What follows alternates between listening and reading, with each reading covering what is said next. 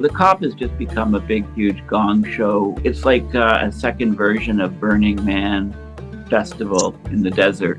COP28 president being the executive of the ADNOC, the Abu Dhabi National Oil Company, which has got tremendous growth planned over the next few years, and a lot of the bilateral meetings to promote the growth were done because the COP president had the platform to invite world leaders and to have these bilateral agreements, and then went and promoted and sold their product.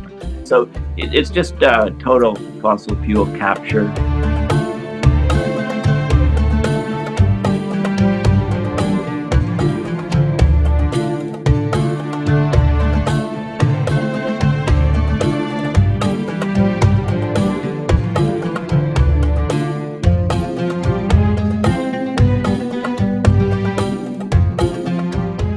Welcome to Facing Future. I'm talking today with Peter Wadhams, Emeritus Professor of Ocean Physics at Cambridge University and the Turin Polytechnic Institute. He's the author of several books, including The Great Ocean of Truth. And Paul Beckwith, climate system scientist, engineer, physicist, lecturer, chess master, and producer of thousands of YouTube videos on all aspects of climate science. Both are members of our team who are following the climate talks virtually, while others are on the ground in Dubai. Well, a lot of cheery news and self-congratulatory statements are coming out of COP28, burnishing the image of some of the worst polluters. The funding of loss and damage on the first day of $500 million is really a drop in the bucket of the actual need. The fossil fuel industry, fixing its leaking pipes and industrial flaring, while over 95% of its emissions actually come from the use of its products. The methane reduction of 30% by 2030, already agreed in Glasgow 2 years ago. The reducing of cow burps, rather than the storing of 75% of arable land devoted to these animals, and carbon capture that does nothing to draw down the trillion tons of CO2 already wreaking havoc on our planet. In short, deals that make the industries look great, but are woefully short of the actual need to heal the gaping wound that is the climate emergency. Peter, if you had the floor at COP, and I wish you did, what would you be proposing instead?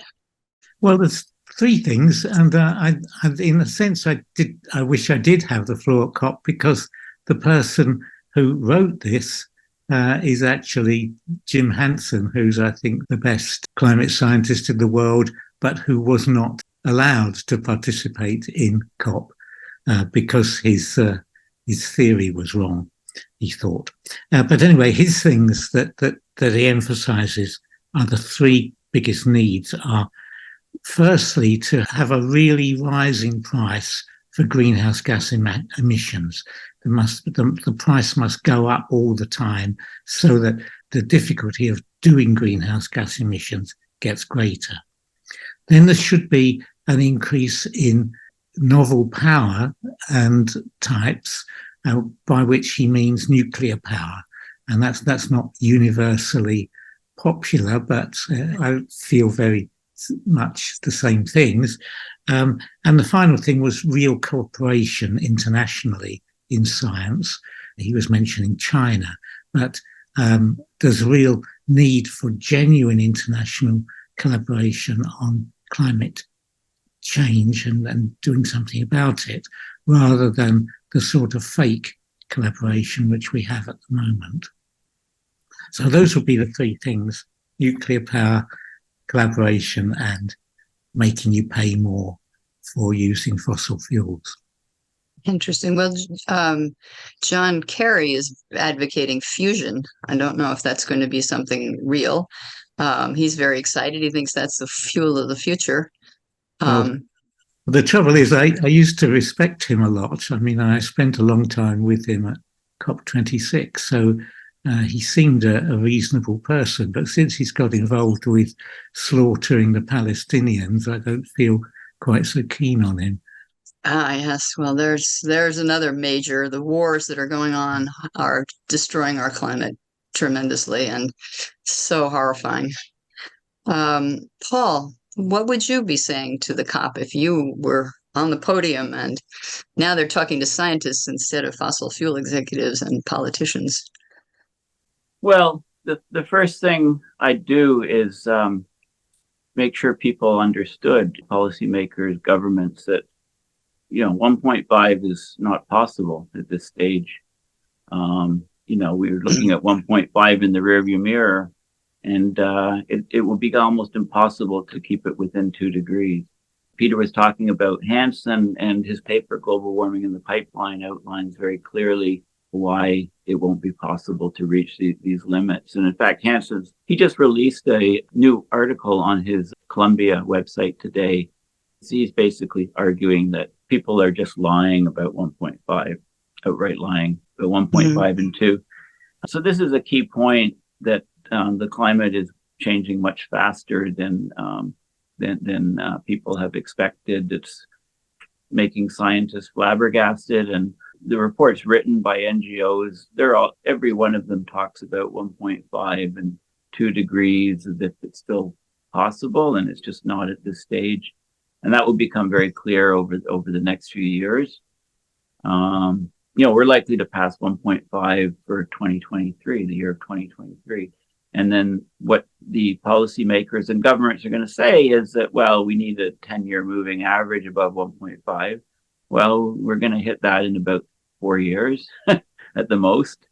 And then 2 degrees, we're going to have a year completely over 2 degrees, probably by 2038. And if you talk about a 10-year moving average, then add 4 or 5 years to that date, because the rise is so fast, it's so rapid. We used to be rising at 0.18 degrees Celsius per decade. That was from 1970 through to 2010. Since 2010, we're rising at more like 50 to 100% higher than that, anywhere from 0.27 to 0.36 degrees Celsius per decade. So yeah, the policymakers and the COP is just not, it's not realistic. It's trying to fight something that we've already reached, 1.5. The other main thing is the COP has just become a big, huge gong show, or it's like a second version of Burning Man festival in the desert, right? It's basically, it's 100,000 people registered with badges this year. Is it 100,000? Really? Well, 97,000 people were to attend with badges, and then over 3,000 virtual. So it's just unwieldy. It's just, it's not achieving its purpose. I love the plots of greenhouse gas levels over the years, and they put in the date, the various COPs each year. And the COPs have done nothing to slow down greenhouse gases. They're accelerating at ever faster rates. Another thing is, you've mentioned in the introduction, the COP28 president being the executive of the ADNOC, the Abu Dhabi National Oil Company, which has got tremendous growth planned over the next few years, and a lot of the bilateral meetings to promote the growth of the oil company were done because UAE and Dubai, the COP president, had the platform to invite world leaders and people from all over the world to have these bilateral agreements, and then went and promoted and sold their product, increasingly ADNOC, more and more. Yeah, ADNOC, the Abu Dhabi National Oil Company. So it's just total fossil fuel capture. I echo. Well, of course, he's trying to walk that back. He's made terrible statements. Fossil fuels are not part of the problem. Yeah, well, I'm afraid. Shocking things. And then he said, "Well, no, I didn't say that." And we don't really know who this guy is, because he keeps sort of changing his spots. He clearly wants to be a climate hero, but it's kind of like, wow, that's really a wolf in sheep's clothing, or I don't know. His quotes were, "Energy is actually our friend. It keeps your home warm, and our homes, that is, living in the Arab countries, cool." And I've heard that so many times from climate change deniers, that carbon dioxide is a wonderful thing. It enables our crops to grow better. And it's why should we view it as an enemy when we should view it as a friend? That's standard sort of claptrap that comes out of climate change deniers. And here's this guy coming up with the same thing. So we know what he's really revealed already, what his basic view is, which is let's keep producing oil in as great a quantity as possible, and that's it. That's his philosophy. Well, the Yeah, CEO, Darren Woods of Exxon, is at this COP, and he's making similar statements. It's a win-win situation. We can produce more oil more efficiently, less environmental damage. And he's actually at the COP. 2,500 fossil fuel executives at this one, like 4 times the amount that was in Glasgow. But it's the only thing we have is the climate talk, right? Well, actually, yeah, 2,500 oil company executives and lobbyists at this COP. That's 4 times higher than Sharm el Sheikh in Egypt last year, which was about 640 or so. And Glasgow was about 500, which was, so there was a 25% increase in the number from Glasgow to Sharm el Sheikh, and then a 4 times increase from Egypt to this year's conference. And also, people need to keep in mind, this year they've done something different. They've released the names. You can download an Excel spreadsheet with the names of every person that went to that COP, all 100,000 of those people. I'd love to see a study done where people do research on the incomes and wealth of these people, because I would argue that, most of the people that are negotiating for government and policymakers, they're all in the 1% of the top, the richest people on the planet. And we know that the 1% is producing as many emissions as the bottom poorest 66% of people on the planet. So it's a complete shell game. It's complete inequality. You have the richest people negotiating the future of the planet, and the 99% are suffering or bearing the consequences of the extreme weather events. And I mean, the process is just completely broken. One of the positives of the COP is there's almost like 100 reports that have just come out in the last few weeks, climate reports. So people prepare them with this date in mind to have a goal. Just yesterday, a very significant one was released on climate tipping points, and another one on the carbon footprint of militaries, for example. So these reports coming fast and furious are that's a big positive of the COP. What the UN needs to do is quite simple. They need to put a cap of, say, 5,000 people on a COP attending, and they need to have the COP at the UN headquarters in Bonn, Germany, 1 year, I would say, and then the next year move it to New York City to the UN headquarters, and then back to Bonn, and then to New York City. 5,000 people. I mean, it's a complete circus to have it going to oil countries. And I mean, it was in Poland, for goodness sakes, a few years ago. And that was a huge promotion for the coal industry. You could go around and see lumps of coal and all the processes of mining coal at that COP in Katowice, Poland. Fossil fuel producing countries are benefiting greatly by bidding and holding the COP in their locations, because they can promote their fossil fuels that they sell, whether it be oil or gas or whatever. It just doesn't make sense. So the UN needs to actually do something quickly. That hopefully, I would love this to be the last COP in this format. Well, I never understood why the COP is hosted by a different country each year, when especially they seem to be some of the most disreputable countries around.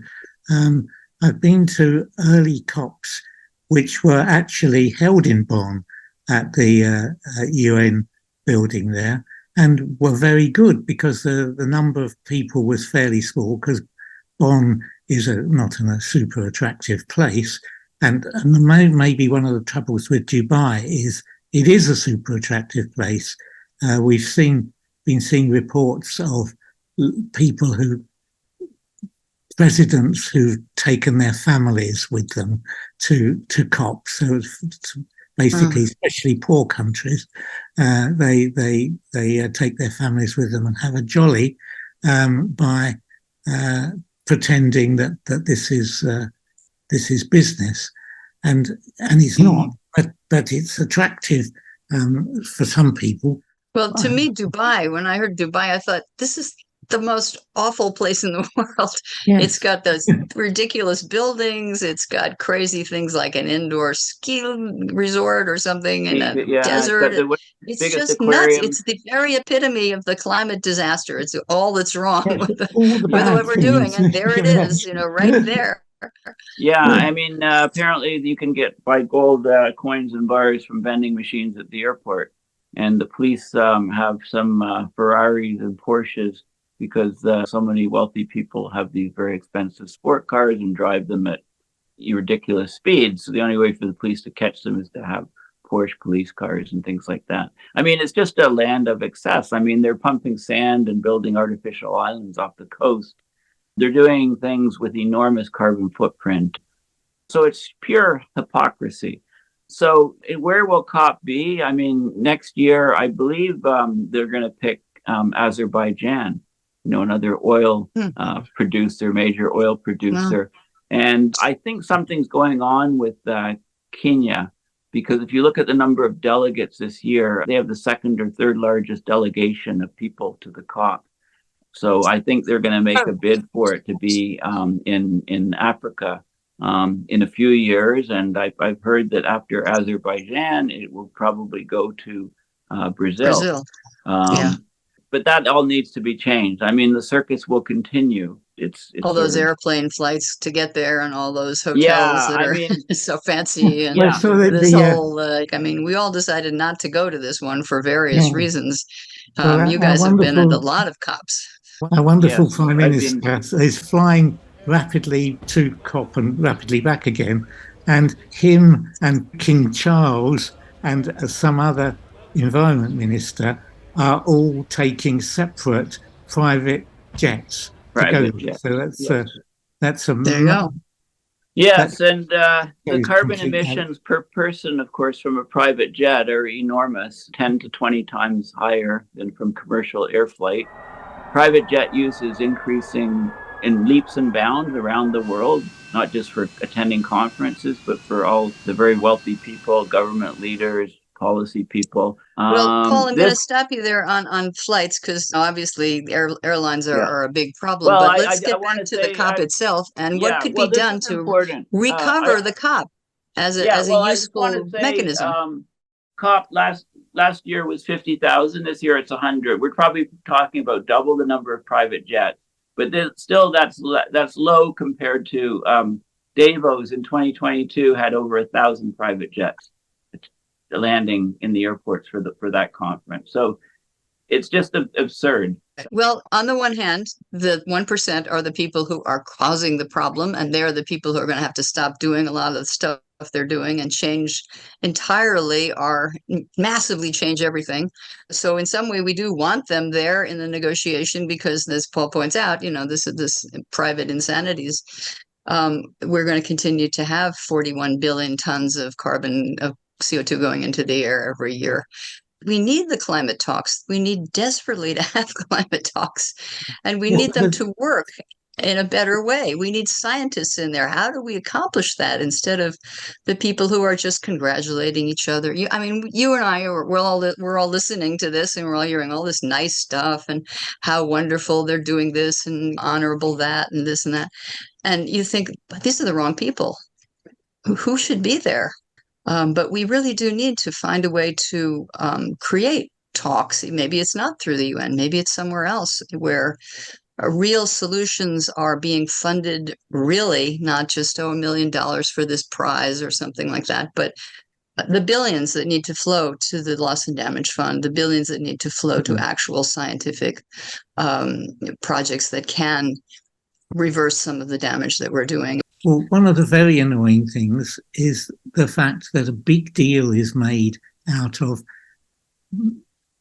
amounts of money that are in the millions or the billions, whereas in fact many of the needs of the world are in the trillions.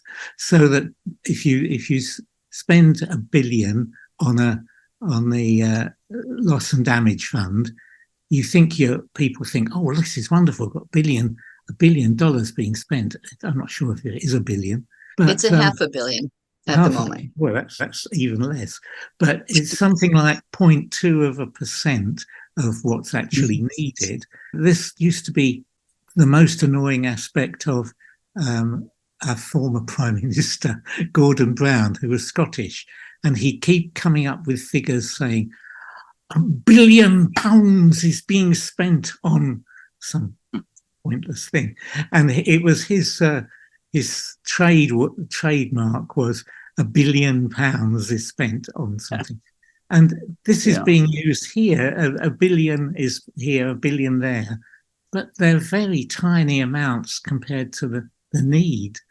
And so there should be somebody who addresses the need. How many billions should you be spending? Not how many millions sounds good. Yeah, let's do good accounting. Absolutely. And make it clear and make it publicized. I just want to add, one of the things that is most startling to me about the COP28 in Dubai is that it's in the very same region as Gaza, of course. So I think of it as a tale of two cities, the opulence and the negotiations, trying to solve a huge issue that's affecting all of humanity in, the one city with COP28, and we see how that's turning out. And then in the same region, the other city or region, Gaza, and what the atrocities that are continuing to go on there. And it's just it's very disheartening. It's very there's this enormous contrast between what is happening in those two places. So I think Charles Dickens's book and the initial paragraph in his book is a great quote. We live in the best of times and the worst of times, right? The darkness and lightness, the contrast is very, very striking for this COP. And why can't they take a day out of their climate negotiations and say, okay, we've got to make a decision and we've got to stop this bloodshed, and how are we going to move forward? Because it's all related to climate. I mean, climate is destroying infrastructure around the world. And, wars destroy infrastructure at an accelerated rate. And because of climate, we're going to be constrained for resources, for materials, for money to repair things. And so I wouldn't be surprised if those buildings in Gaza are never repaired. I wouldn't be surprised if the city that was destroyed by torrential rains and floods and 2 dam failures in Libya and Africa, I wouldn't be surprised if that city is never rebuilt.